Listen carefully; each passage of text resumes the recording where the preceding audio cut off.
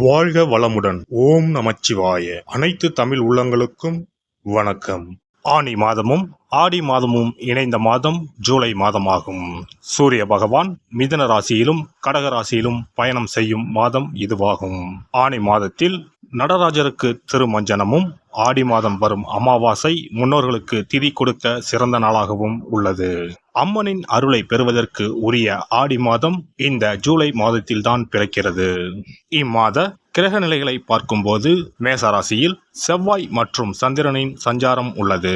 ரிஷபராசியில் குரு பகவானும், மிதுன ராசியில் சூரியனும் சுக்கிரனும் இணைந்துள்ளனர். கேது பகவான் கன்னி ராசியிலும், சனி பகவான் கும்பராசியிலும் உள்ளனர். ராகு பகவான் மீன ராசியில் சஞ்சாரம் செய்கின்றார். இம்மாத கிரக பெயர்ச்சி என எடுத்துக்கொண்டால் சுக்கிர பகவான் ஜூலை 6ஆம் தேதி மிதுன ராசியில் இருந்து கடகராசிக்கு செல்கிறார். செவ்வாய் பகவான் ஜூலை 12ஆம் தேதி மேசராசியில் இருந்து ரிஷபராசிக்கு இடப்பெயர்ச்சி ஆகின்றார்.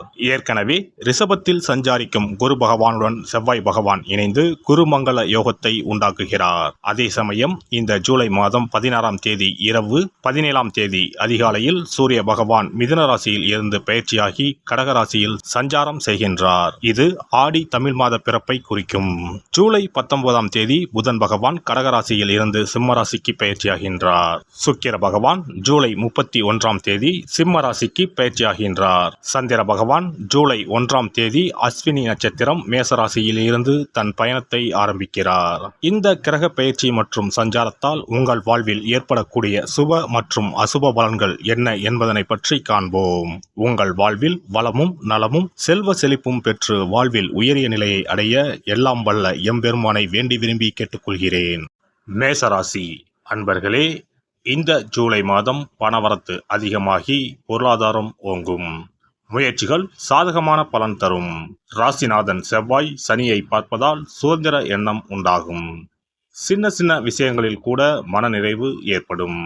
தொழில் வியாபாரத்தில் ஈடுபட்டு இருப்பவர்கள் தங்கள் வியாபாரம் தொடர்பாக பயணம் செல்ல நேரலாம். போட்டிகள் விலகும். வாடிக்கையாளர்கள் கருத்துக்கு மாற்று கருத்து சொல்லாமல் அனுசரித்து செல்வது நன்மை தரும். உத்தியோகத்தில் இருப்பவர்களுக்கு முன்னேற்றம் உண்டாகும். பணவரத்தும் திருப்தி தரும்.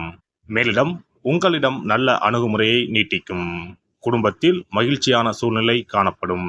வீட்டில் சுபகாரியங்கள் நடக்கும். உடல் ஆரோக்கியம் பெறும். வார்த்தைகளில் நிதானத்தை கடைபிடிப்பது மற்றவர்களிடம் கருத்து வேற்றுமை ஏற்படாமல் தடுக்கும். வாழ்க்கை துணையின் நலனில் அக்கறை காண்பீர்கள். பெண்களை பொறுத்தவரை பணவரத்து அதிகமாகி பொருளாதாரம் ஓங்கும். முயற்சிகளில் சாதகமான பலன் கிடைக்கும். சின்ன விஷயங்களில் கூட கவனமாக செய்வீர்கள்.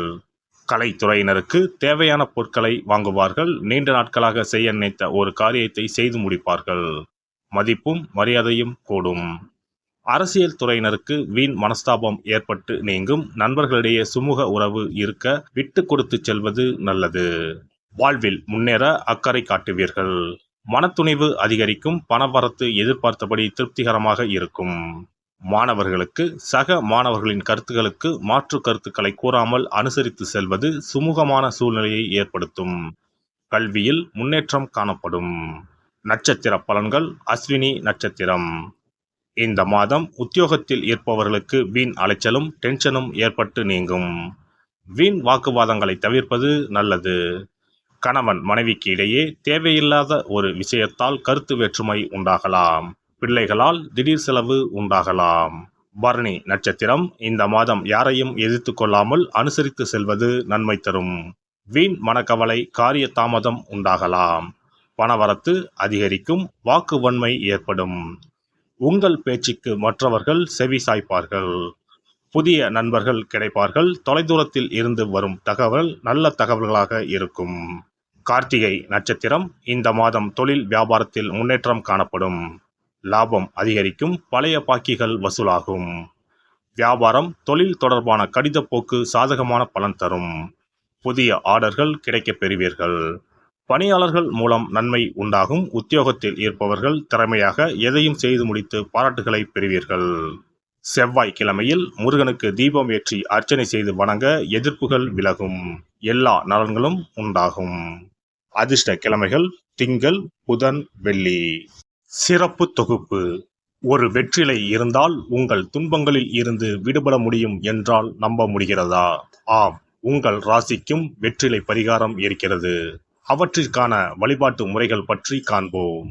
பண்டிகை, திருவிழா, வீட்டில் விசேஷம் என்றால் வெற்றிலை பாக்கு வைத்து உறவினர்களை அழைப்பது வழக்கம். வெற்றிலையும் பாக்கும் மகாலட்சுமியின் அம்சங்களாகும். 12 ராசிக்காரர்களுக்கும் வெற்றிலையின் மூலம் பரிகாரம் செய்ய கவலைகள் தீரும் என்பது நம்பிக்கை. வெற்றிலையின் நுனியில் லட்சுமியும், நடுவில் சரஸ்வதியும், காம்பில் பார்வதி தேவியும் வசிக்கின்றனர். மகாவிஷ்ணுவும், பிரம்மாவும், சிவனும், சுக்கிரனும் கூட வெற்றிலையில் வாசம் செய்கின்றனர்.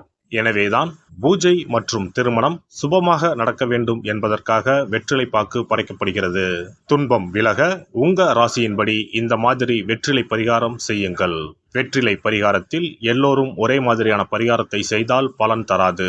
அவரவர் ராசிக்கு தகுந்தபடி சில இஷ்ட தெய்வங்களையும் சில கிரக தெய்வங்களையும் பொறுத்து உங்களுடைய பரிகாரத்தை மாற்றிக்கொள்ள வேண்டும். அப்போதுதான் உங்களுக்கு என்ன கஷ்டமோ அது சரியாக நீங்கி உங்களுக்கு நல்ல பலன்கள் கிடைக்கும். உங்களுடைய ராசியின்படி வெற்றிலையில் குறிப்பிட்ட கிழமையில் பரிகாரம் செய்தால் உங்கள் துன்பம் விலகும், பிரச்சனைகள் தீரும்.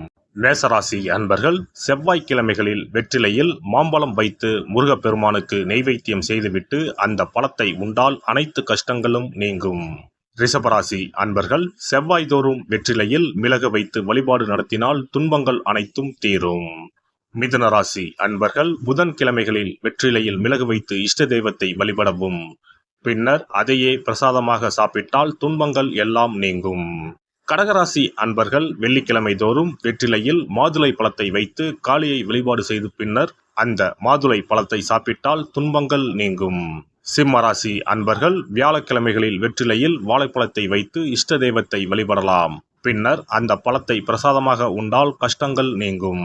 கன்னிராசி அன்பர்கள் வியாழக்கிழமையில் வெற்றிலையோடு மிளகு வைத்து உங்கள் இஷ்ட தெய்வத்தை வணங்குங்கள். உங்கள் துன்பம் துயரம் எல்லாம் தீர்ந்துவிடும். துலாம் ராசி அன்பர்கள் வெற்றிலையில் கிராம்பு வைத்து உங்கள் இஷ்ட தெய்வங்களை வழிபட்ட பின் அதை உண்டால் அனைத்து துன்பங்களும் நீங்கும். விருச்சிக ராசி அன்பர்கள் வெற்றிலையில் பேரிச்சம்பழம் வைத்து செவ்வாய்தோறும் உங்கள் இஷ்ட தெய்வத்தை வழிபட்டால் துன்பங்கள் நீங்கும்.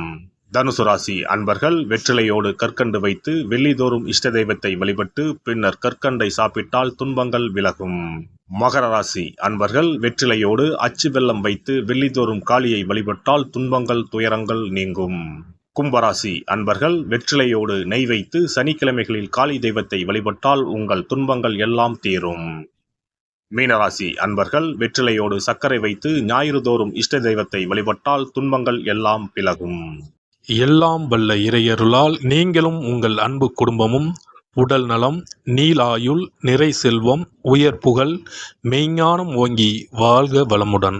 இந்த வீடியோ பதிவு உங்களுக்கு பிடித்திருந்தால் லைக் பண்ணுங்க, கமெண்ட் பண்ணுங்க, ஷேர் பண்ணுங்க, மறக்காம சப்ஸ்கிரைப் பண்ணுங்க, பக்கத்துல இருக்கிற பெல் பட்டனை கிளிக் பண்ணுங்க. நன்றி, வணக்கம். ஓம் நமச்சிவாய. சிவாய நம.